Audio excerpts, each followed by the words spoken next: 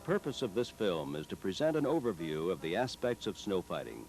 It should assist public works directors and supervisors to choose equipment that will meet the needs of their specific communities. The economic benefits of adequate snow removal are astounding. In the United States, with just 20 days of snow and ice-covered roads, snow belt fuel consumption alone increases from 17 to 54%, or from 370 million gallons to 1.2 billion gallons. A study by the Institute for Safety Analysis estimates a loss of $18.4 billion can be attributed to lateness to work, absenteeism, production losses, losses in shipments, and added fuel costs.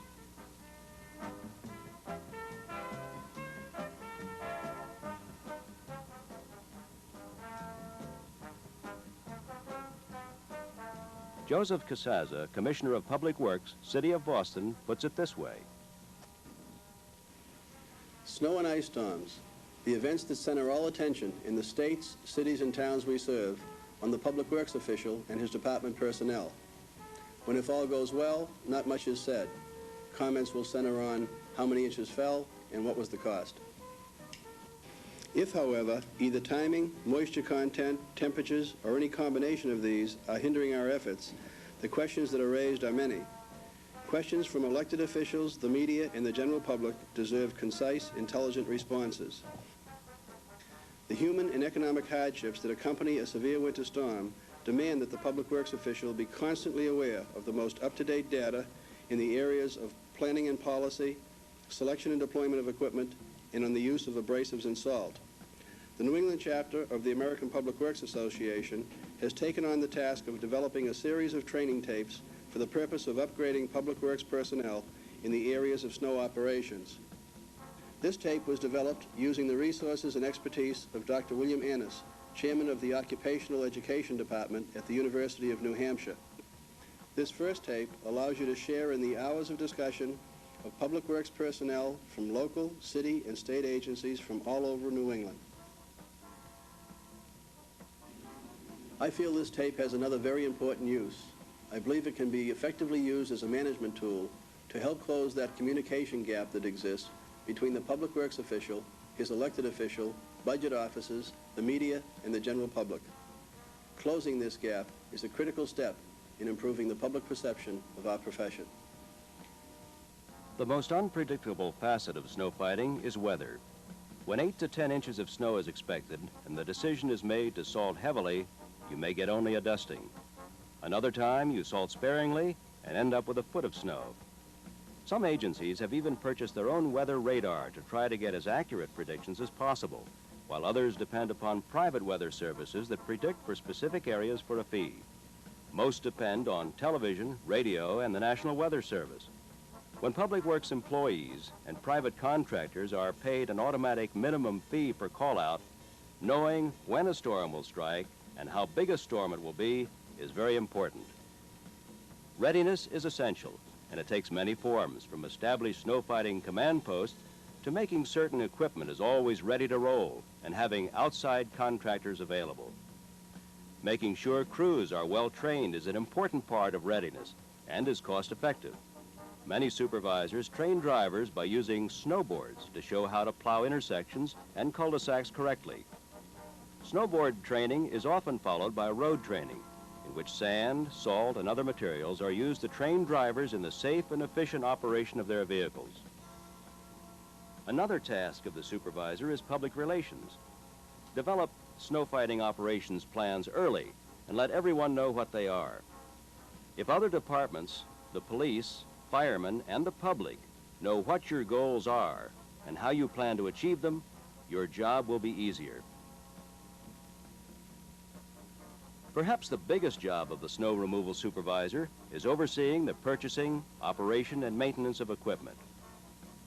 Each piece of equipment in the fleet should meet specifications so that it fills a precise need in the snow removal system. This is particularly true for vehicles, which should have the versatility to use year-round in a number of different jobs.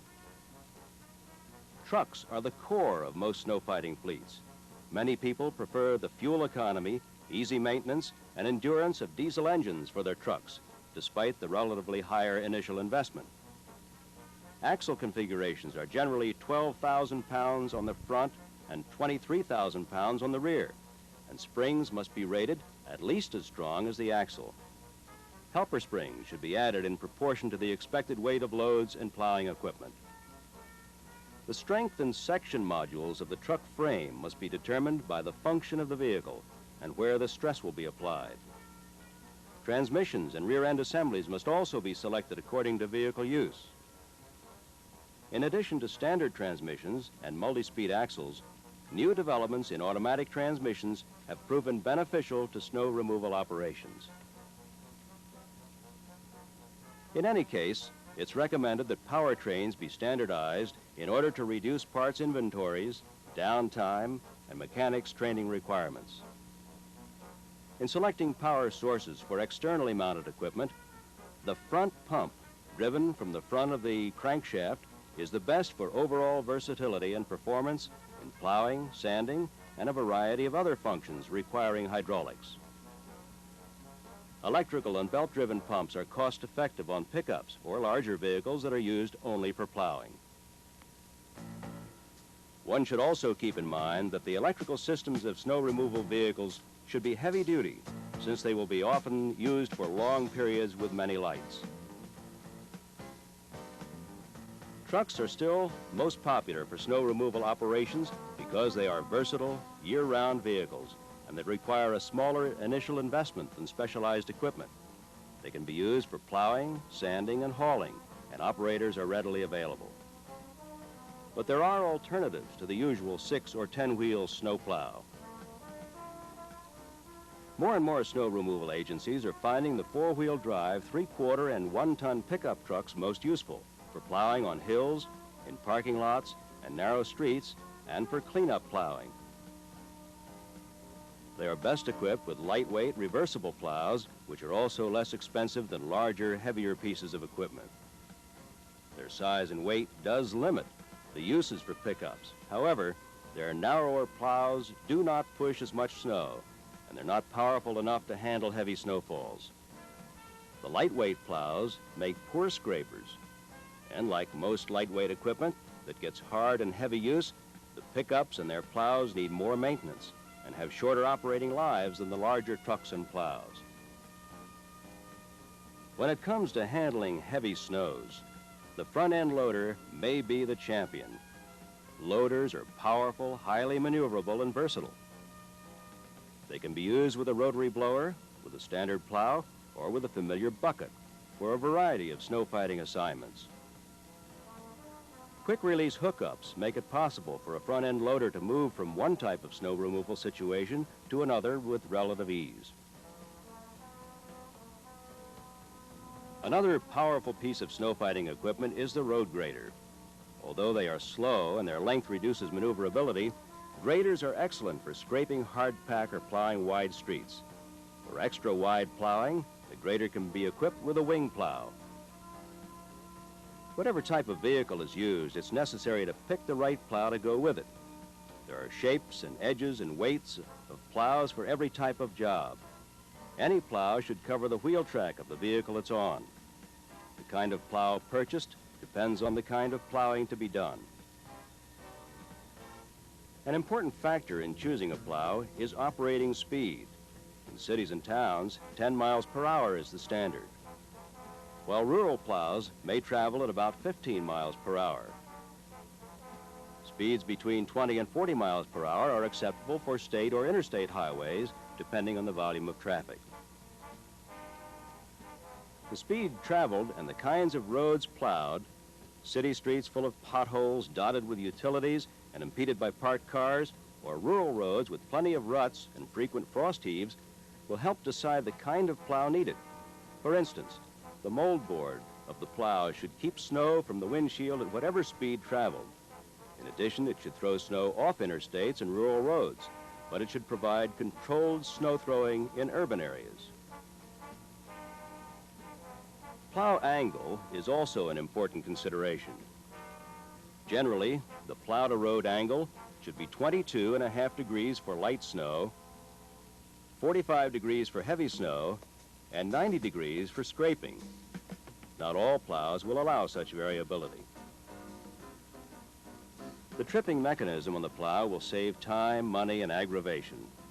The kind of road surface determines the type of tripping mechanism needed.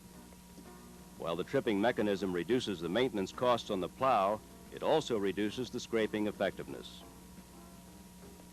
The actual cutting edge of a plow is made of steel, carbide, rubber, or plastic. A one-piece blade will serve you better than a sectional blade because it will distribute shock over the whole blade and because it requires less maintenance. Clip-on blades are still experimental. Steel cutting edges are most common. They are easy to use because their angle to the road is not critical. Placing two half-inch steel blades together will triple the life of the blades. The carbide edge is the longest lasting and most expensive to buy. It is often used on graders for scraping because of its toughness and because it's most effective when used perpendicular to the road surface. Facing a carbide edge with a steel edge will increase its life because it reduces chipping. Rubber cutting edges are good for removing wet snow and slush, and they will absorb shock, but they lack versatility. Like the carbide edges, they should be used perpendicular to the road surface. While the day of the plastic cutting edge may come, the technology has not advanced enough to make it a good alternative. Another variable in plow choice is weight. Plows weighing between 1,500 and 1,800 pounds have been popular for a long time for vehicles with 12,000 pounds of front axle capacity. Lighter weight vehicles with lighter plows suffer less damage because their weight and tripping mechanisms are more responsive, but the heavier plows are better for scraping. There are 5 basic types of plow: standard, reversible, underbody, V-plow, and the wing plow. The reversible plow is best for narrow streets, one-way streets, parking lots, and cleanup plowing in cities and towns, and for ramps and high-speed lanes of highways. Power reversible plows are quick and result in fewer operator injuries. However, they're expensive to buy and their pistons are costly to maintain. The manual reversible plow has lower maintenance costs, but there is considerable time, manpower, and risk involved in reversing it. The underbody plow is an excellent scraper that may save money on abrasives or salt. It is also useful in urban situations because it does not throw snow and will plow as much as 5 inches of snow at speeds up to 30 miles an hour. It also trips easily. Its disadvantages are a high blade replacement cost and difficulty in changing the cutting edge. It also makes access to the drivetrain of the truck difficult, since it is designed to stay on the truck. Underbody plows are not effective for plowing intersections. The V-plow is capable of pushing back large windrows of snow and breaking open roads in severe storms. And while these are distinct advantages in rural areas where drifting is a concern, V-plows are actually limited in their uses. Use of the wing plow has been increasing because of its productivity. Not only does it allow a vehicle to plow up to twice the width of a front plow alone, it also keeps the rear wheels free of snow, plows intersections effectively, and shelves high windrows. Because it can be controlled hydraulically, the wing plow can be used for very accurate plowing. It should be used only on a vehicle of at least 32,000 GVW.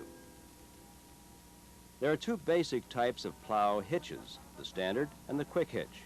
The standard hitch requires pins and another person besides the operator. The process is slow and involves personal risk. The quick hitch, on the other hand, is fast and less hazardous. If it is damaged, it will slow hitching and unhitching. Finally, the plow frame should be designed to fail before the truck frame in case of severe torque or impact. The plow frame must be installed so that shock will be transferred to the truck frame in front of the front spring shackles. Just as important as proper equipment and plowing techniques is treating the road surface. What is used and how you get it on the roads is another area of concern. Of all the spreaders used to apply salt and abrasives to roads, the under tailgate spreader is the least expensive and easiest to install and maintain. Because of this, more of them can be installed. A major drawback is that the truck body must be up for these spreaders to operate, raising the center of gravity of the truck and making it somewhat unstable. The raised body may also cause problems with overpasses, suspended traffic lights, and low utility lines. Another common spreader is the hopper. The slide-in type is popular because it fits into the body of a truck and can be installed quickly. While the body of the truck doesn't have to be raised, as with tailgate spreaders, hoppers still have the disadvantage of raising the center of gravity of the vehicle. In addition, they're expensive and costly to maintain, especially because they are subject to considerable corrosion, and the chains in their mechanisms must be kept clean and well lubricated year-round. Care must also be taken that the additional weight of the hopper, combined with the weight of the truck body, does not exceed the rated capacity of the truck's frame and springs. The chassis-mounted hopper lowers the center of gravity, making the vehicle more stable. Because the dump body is removed before the hopper is installed, there is less wear and tear on the springs and frame of the truck. Chassis-mounted hoppers are also less prone to corrosion than the slide-in variety because there's no accumulation of corrosives under the hopper. Obviously, the chassis-mounted hoppers are not as quick and easy to install as the slide-ins. And once the body is removed from the truck and the hopper is mounted, the versatility of the truck is limited. Another disadvantage of both of the hopper spreaders is storage space during the off-season. Another type of spreader is the tag-along. An important benefit of this type of spreader is that it can be used on different types of vehicles without limiting their versatility. In addition, it spreads salt uniformly in the traffic lane. In urban areas, it is particularly beneficial because its closeness to the road prevents salt from bouncing against other vehicles and pedestrians. But tag-alongs have a high initial cost and slower operation because they must make one pass for each lane of traffic. They also limit the maneuverability of the vehicle and require that the body be raised in order to fill them. The reversible dump can be used interchangeably as a dump truck or spreader. It allows for spreading materials in front of the rear wheels for greater traction and tends to equalize the weight distribution between the axles. The load can also be dumped more easily compared to other types of spreaders. Some reversible dumps have a smaller capacity than hoppers and tailgate spreaders, and there's also an increase in the level of rear drive train maintenance because the spinner is mounted in front of the rear wheels. The granddaddy of spreading methods is the salt tube. While the tubes themselves are inexpensive, their use results in high labor costs and is dangerous to the men involved. They leave a windrow of salt that is spread out by traffic, but there's poor control of application rate. An important consideration in spreading salt and abrasives is control of the application rate. Rates determined by the supervisor must be set for each storm before vehicles leave the yard. As storm conditions change, application rates may need to be altered. Automatic controls that accurately control the rate of application, once it has been determined by the supervisor, are now available. They are highly recommended for optimum operation. The best snow fighting program would be 8 parts of sunshine to 1 part salt, but it just doesn't work that way. A conscientiously managed program of straight salt or abrasive salt mix is an essential part of any snow fighting operation. Salt is one of the most valuable snow and ice fighting tools available. Abrasives, in certain circumstances, are effective for traction. Whichever program is developed will be based upon variables, including the level of service demanded by the community, the time of year, the amount of traffic on given roads, the time of day, the temperature, the type of precipitation, and the weather forecast. Use these factors to decide the application rate necessary to do the job. When the storm begins, the first application of salt or abrasives mix should begin immediately and be completed before the accumulation of 1 inch of snow. The salt in this first application keeps snow, sleet, or ice from bonding to the pavement and helps prevent accidents, most of which occur at the beginning of storms when roads are most slippery. Additional applications may be necessary during and after the storm. When the storm is over, it's time to pick up and remove the snow.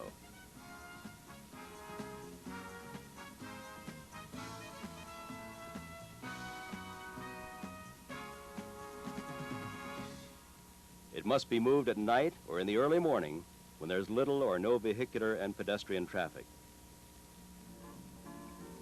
Whenever and however it's done, it will be expensive and must be planned carefully and cost-effectively.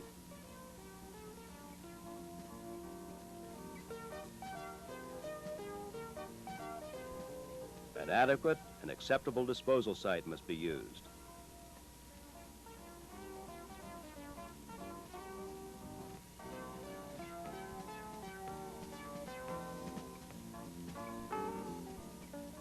In many cities and towns, pedestrian safety mandates removal of snow from sidewalks, particularly along routes children walk to and from school and in areas near housing for the elderly.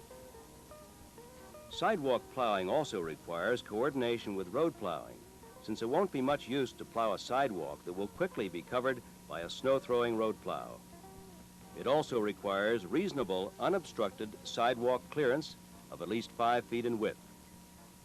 Narrower widths or a large number of signs and hydrants will require specialized equipment. Other factors affecting sidewalk plowing are the proximity of the walks to streets and parked cars. Sidewalk snow removal vehicles should be versatile enough to use a blower, a straight plow, or a V-plow to handle different kinds of situations in snow depths. They should also have some means, mounted or towed, of applying abrasives and salt. Track vehicles are expensive and usually can be used only for snow removal, but they offer excellent traction and power in a narrow, highly maneuverable vehicle. Trackless vehicles, while they may be used year-round for various tasks, are less maneuverable than track vehicles. Whichever type of vehicle is used, sidewalk snow removal is particularly tough on personnel and equipment, and frequently on property too. Whatever the kind of snow removal operation, highways, city streets, rural roads, sidewalks, it's not easy work. And it will always be tough on people and equipment, and neither will ever be cheap. That's why planning a total snow removal program, understanding and carefully selecting equipment, training personnel, and using both equipment and people wisely is so very important.